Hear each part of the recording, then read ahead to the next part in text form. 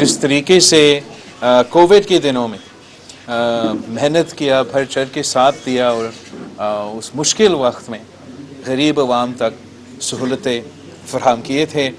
और फिर जो हमारे लिए एक और बड़ा इम्तिहान था सैलाब के दौरान, उन दिनों में भी आपने बहुत मेहनत किया था, बहुत अवेयरनेस फैलाए थे और साथ साथ मिल के काम कर रहे थे। और बहुत बड़ा इम्तिहान था, लेकिन उस मुश्किल वक्त में भी हम आपके काम का शुक्रगुजार हैं। बाकी आपका, हमारा और आपका जो खिदमत का आपका एक सोच है, एक फ़लसफ़ा है, वो मिलते जुलते हैं। पाकिस्तान पीपल्स पार्टी का ये कोशिश रहा है कि चाहे वो हमारा सेहत के शोबे हैं या मुख्तलिफ़ शोबे हैं, कि हम किस तरीके से उनको मुफ्त करवा दें और लोगों को इस मुआशी बहरान में मुफ्त सहूलत फराहम कर सके।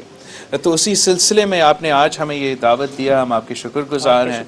आपका ये जो फ्री लैब है जहाँ आवाम का टेस्ट करवा जा सकते हैं, मेडिकल टेस्ट करवा सकते हैं, ये मेरे ख्याल में कराची के आवाम के लिए एक बहुत बड़ा सहूलत है इस महंगाई के दौर में। और हम आपके जो डियालिसिस सेंटर्स हैं, आपका मॉर्चरी का जो आपने यहाँ काम शुरू किया है कराची में, इन सब कामों के लिए हम आपका शुक्रगुजार हैं। और ये एक सबूत है कि जब हुकूमत फलाई इदारों के साथ मिल के काम करते हैं तो हम ज़्यादा हासिल कर सकते हैं, ज़्यादा डिलीवर कर सकते हैं। इसी तरीके से इंशाअल्लाह ताला, अगर अल्लाह ताला ने हमें मौका दिया तो इलेक्शन के बाद हम एक बार फिर आपके साथ मिल के काम करेंगे, ख़ास तौर पे कराची के आवाम के लिए। तो आपका बहुत बहुत शुक्रिया आपका और आपका JDC फाउंडेशन का। सवाल तो इस लाइब्रेरी के हवाले से और JDC फाउंडेशन के हवाले से होगा। इलेक्शन का ऐलान हो गया, आपका सबसे बड़ा मुतालबा बिल्कुल, आज आपके चेहरे पे रौनक भी आ रही है। तो आप सबको लेवल प्लेइंग फील्ड भी आपको दी जाएगी, आप सबको जो है, हम क्या तवक्कुल आप सबको इलेक्शन की चांद मुबारक हो।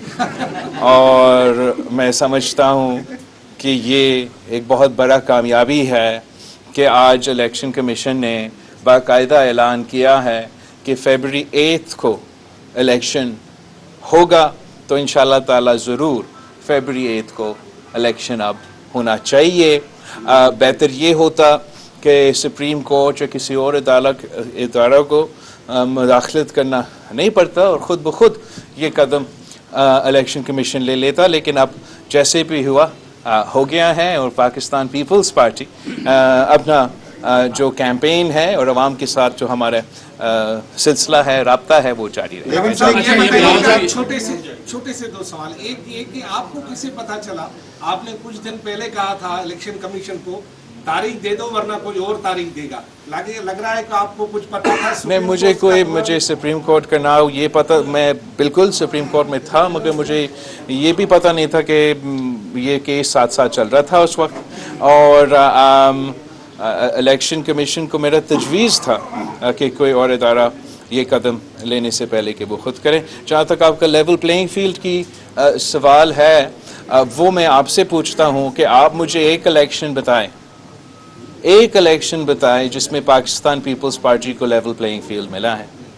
तो फिर हम क्यों ये उम्मीद रखें कि इस इलेक्शन में लेवल प्लेइंग फील्ड मिलेगा। हम इंशाअल्लाह ताला माजी में भी, चाहे वो 88 का इलेक्शन हो, चाहे वो 2007 की इलेक्शन हो, हमने लेवल प्लेइंग फील्ड ना होने के बावजूद बजाय हमने हुकूमत बनाए थे। और इंशाअल्लाह ताला अगला साल, अगली बारी पाकिस्तान ये बता दीजिएगा, नून लीग के हवाले से बातें गर्दिश कर रही हैं कि एक दफ़ा फिर क्या सेलेक्टेड वज़ीर आज़म बनाया जाएगा, शहबाज की सूरत में या नवाज की सूरत में? एक तो मैं थोड़ा सा आज हम इधर आए हैं सियासी बातें कम करने के लिए, इस अच्छा काम को, नेक काम को हमने आपके तवज्जो, मीडिया का तवज्जो दिलवाना था। जहाँ तक दूसरी सियासी जमात हैं, वो उनकी मर्जी है कि वो अपना बयानिया क्या बनाए और किस तरीके की सियासत। ये बताइए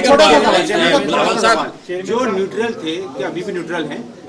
वो आप मुझे बता दें। अच्छा, ये मौलाना फजलुर रहमान ने कल कहा है कि इलेक्शन अच्छी बात आ गई है, लेकिन इलेक्शन होते हुए कहीं नजर नहीं आ रहे। उन्होंने कहा है कि बिल्कुल इलेक्शन कहीं नजर नहीं आप मौलाना फजल रहमान साहब से ये सवाल पूछे। मेरा ख्याल में मौसम भी सही है और डेट भी आ चुका है, तो अब इलेक्शन जरूर होंगे। पीपल्स पार्टी का ये बताइएगा कि फलस्तीन मामले पर दुनिया अब तक खामोश है, आखिर इनके ज़मीर कब जागेंगे, कब आवाज़ उठाएंगे? एक तो मैं समझता हूँ कि दुनिया के या मुख्तलिफ ममालिक के अगर उनके वज़ीर आज़म या सदर खामोश ज़रूर होंगे, लेकिन अवाम खामोश नहीं है। मगरिब से लेके ईस्ट तक जो है दुनिया के अवाम, ख़ास तौर पे नौजवान, वो सरापा एहतजाज है और वो जगह जगह अपने हुकूमतों को ये पैगाम दे रहे हैं कि वो फ़लस्तीन के अवाम, फ़लस्तीन के मज़लूम अवाम के साथ खड़े हैं। और इस वक्त जो गज़ा में हो रहा है वो पूरी दुनिया के सामने है और ये तारीख़ में पहली बार हो रहा है कि हम अपने सोशल मीडिया पे जेनोसाइड देख रहे हैं। अब दुनिया पे ये फ़र्ज़ है, वो जो ममालिक इंसानी हकूक़ पे बात करते थे, जो मुझे लेक्चर्स देते थे जब मैं वज़ीर ख़ारजा था इंटरनेशनल लॉ पे, और जैसे यूक्रेन में इंटरनेशनल लॉ वायलेट हो रहा है, तो अब उनको एहसास होना चाहिए कि किस तरीके से, किस जुल्म के साथ गज़ा में ना सिर्फ इंटरनेशनल लॉ मगर इंसानियत को जिस तरीके से वो बच्चे को कत्ल कर रहे हैं, नस्ल कसी की जा रही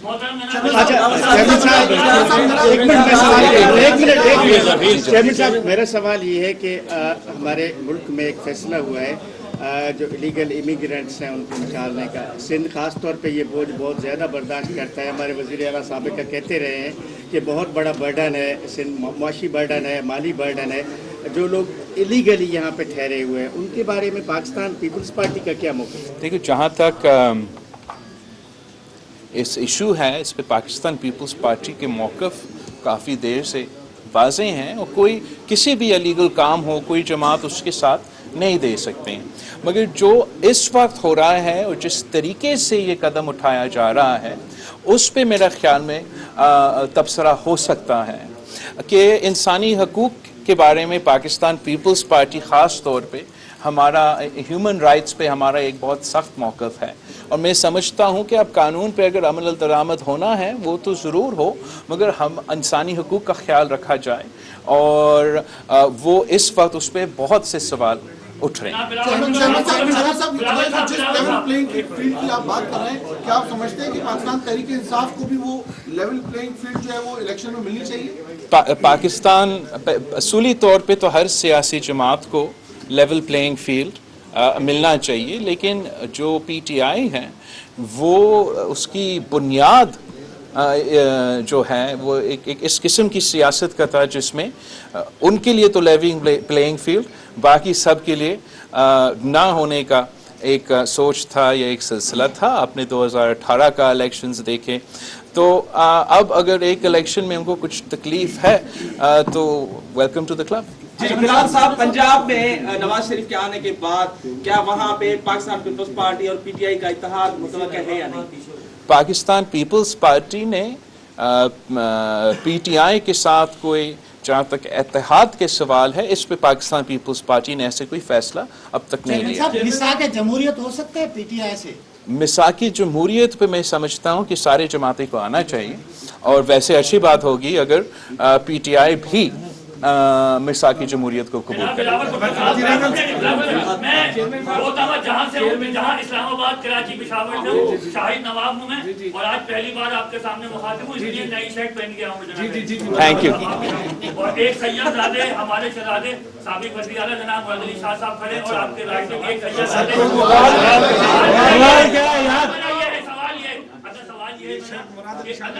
आपको लेवल प्लेइंग फील्ड मिले, लेकिन मैं ये चाहता हूँ कराची में जो जेडीसी काम कर रही है और सबके लिए कर रही है और फ्री में कर रही है और आप उनके साथ सपोर्ट कर रहे हैं, तो हम ये चाहते हैं कि लेवल प्लेइंग फील्ड आपको भी मिले, मैं आपके साथ करूँ, मैं लिखूंगा, लेकिन हम ये चाहिए कि सबसे बड़े शहर कराची के खिलाड़ियों को प्लेइंग फील्ड मिले। सर, ग्राउंड बहुत महंगे, ये इसकी तवज्जो दिलाना चाहता हूँ कि आपके अपने बल्दियों में कराची के ग्राउंड शहर कराची में बहुत महंगे हैं, आप कुछ ऐसा करें, शाह साहब करें। बिल्कुल आप प्लेइंग फील्ड आपका बड़ा, आपने बड़ा सही आपने बड़ा सही पॉइंट उठाया है और पब्लिक के लिए पब्लिक स्पेसेस जो है ख़ास तौर पे नौजवानों के लिए ज़रूर होने चाहिए ताकि वो एक मुस्बत एक पॉजिटिव एक्टिविटीज़ में एंगेज हो, जैसे खेल है, स्पोर्ट्स है, दूसरे ऐसे एरियाज़ है जिसमें वो अपना दिलचस्पी अगर है वो उसमें भी हिस्सा डालें। पाकिस्तान पीपल्स पार्टी की पिछली हुकूमत ने एक जो पीपल्स स्क्वायर्स हैं वो कराची में इंट्रोड्यूस करवाए हैं और पीपल्स स्क्वायर्स का मकसद ये था कि हम ऐसा जगह फराहम करें जो कि एक नौजवानों के लिए और शहरियों के लिए जहाँ वो आए और कराची को एंजॉय करे। जहाँ तक खेल के मैदान है, एक मैंने कराची में इनॉग्रेट तो किया है, इंशाल्लाह जल्द से जल्द मैं मलीर में भी इनॉग्रेट करूँगा, लेकिन हर डिस्ट्रिक्ट में हमारा ये गोल होगा, हमारा में कोशिश होगा कि हम ना सिर्फ एक पब्लिक स्क्वायर मगर खेल के मैदान में। आपका बहुत शुक्रिया, आपसे इदारा का बहुत